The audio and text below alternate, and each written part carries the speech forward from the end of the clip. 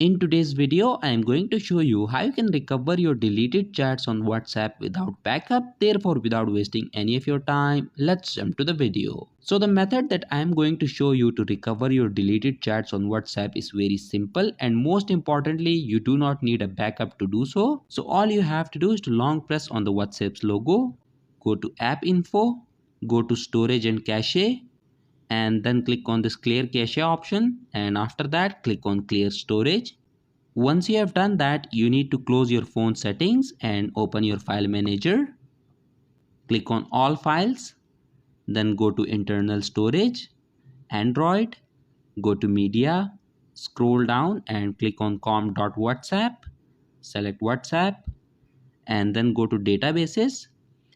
Select all these files, tap on copy, go back to the previous folder, and then go to backups.